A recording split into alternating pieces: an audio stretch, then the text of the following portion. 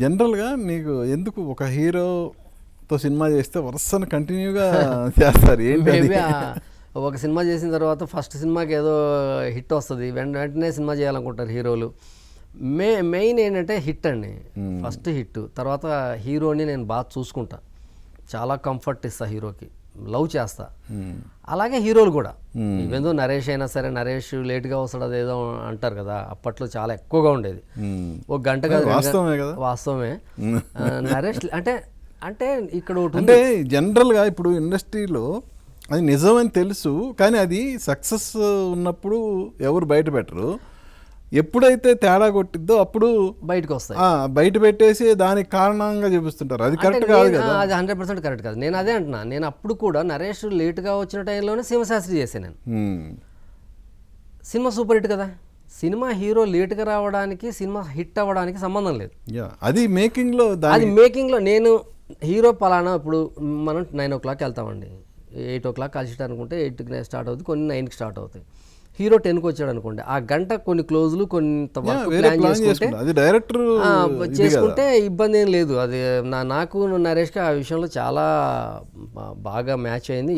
అన్ని సినిమాలు చేసాం కానీ ఏ సినిమాకి ఒక ఇండస్ట్రీలో ఇప్పుడు రాజశేఖర్ గారికి అదే పేరు ఉంది, బట్ ఆయన ఏమి వచ్చిన తర్వాత కరెక్ట్గా పని చేస్తున్నారు. అసలు ఇంకా నరేష్ అనేవాడు వచ్చిన తర్వాత 2 దాకా పని చేస్తాడు, రాక్షసుడు. ఇంకా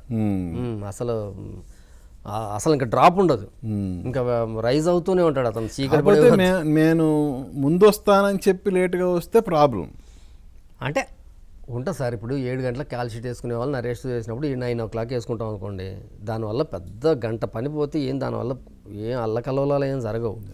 కానీ కథ బాగుండాలి, ప్రజెంటేషన్ బాగుండాలి, వచ్చిన తర్వాత హీరో ఇన్వాల్వ్ అవ్వాలి. ఆ హీరో నరేష్ అనేవాడు అసలు నువ్వు స్క్రిప్ట్ ఇస్తే అది 90 ఉంటే 100 చేస్తాడు, 60 ఉంటే 90 చేస్తాడు. అది మాత్రం 100%. Okay, coming to mister middle class. So gap తర్వాత చేస్తున్నారు. శ్రీకాంత్ని మళ్ళా హీరోగా ఒక విధంగా చెప్పాలంటే రీఎంట్రీ అనుకోవాలి ఆయనకి హీరోగా. ఆయన క్యారెక్టర్లు చేస్తున్నారు, మంచి ఇది ఉంది. ఓకే, సో మీకు గ్యాప్ తర్వాత చేసేటప్పుడు శ్రీకాంత్ని మెయిన్ హీరోగా పెట్టి చేస్తే ఎంతవరకు మనం దీన్ని జనాల్లోకి తీసుకెళ్ళగలం అనే ఐడియా, అంటే సబ్జెక్ట్ అలా డ్రైవ్ చేసిందా ఏంటి అసలు? అది ఫస్ట్ సబ్జెక్ట్ డ్రైవ్ చేసిందని చెప్పాలి. నేను కథ రాయటమే ఆ కైండ్ ఆఫ్ హీరోకి రాసా.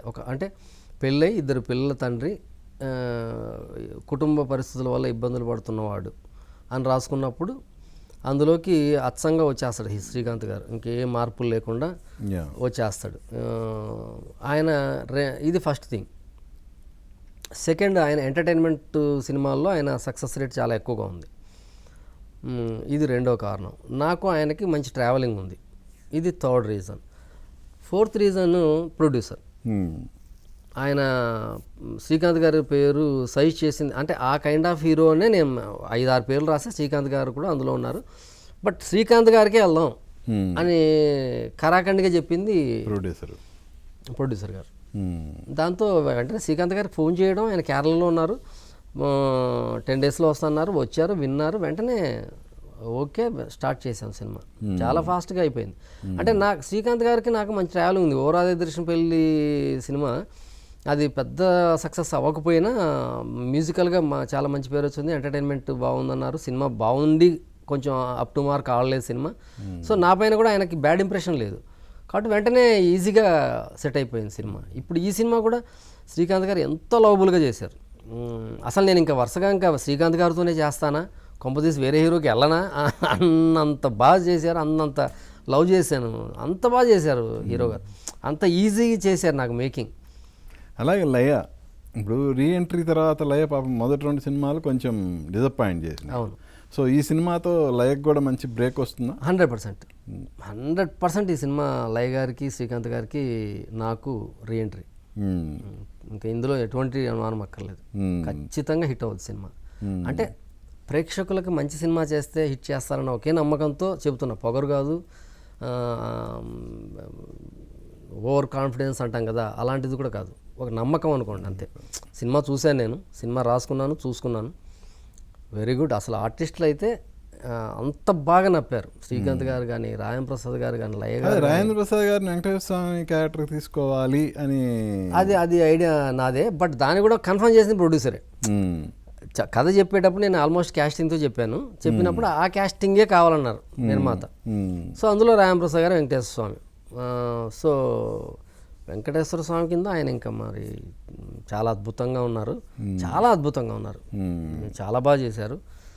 ఆయన కొన్ని మాటలు చెప్తారు వెంకటేశ్వర స్వామి పాయింట్ ఆఫ్ వ్యూలో, జనానికి చెప్పే మాటలు కొన్ని చెప్పించాం, అవి చాలా వండర్ఫుల్గా జనంలోకి వెళ్తాయి. వెంకటేశ్వర స్వామి ఆశీర్వాదం అనుకోండి ఈ సినిమాకి, అంతే అంతే.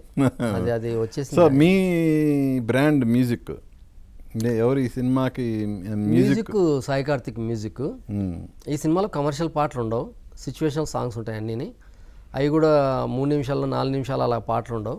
Bit song 1.5 minute 1 minute 40 seconds ఇలా ఉంటాయి. 12 పాటలు ఉంటాయి. బట్ అసలు మ్యూజికల్ అంటారు సినిమా బయటకు వచ్చి. సినిమా బయటకు వచ్చిన ప్రతి ఒక్కడు మ్యూజిక్ అదిరిపోయింది అనకపోతే నన్ను అడగండి. అంత మంచి పేరు వస్తుంది మ్యూజిక్కి, అంత అద్భుతంగా చేశాడు సాయి కార్తిక్.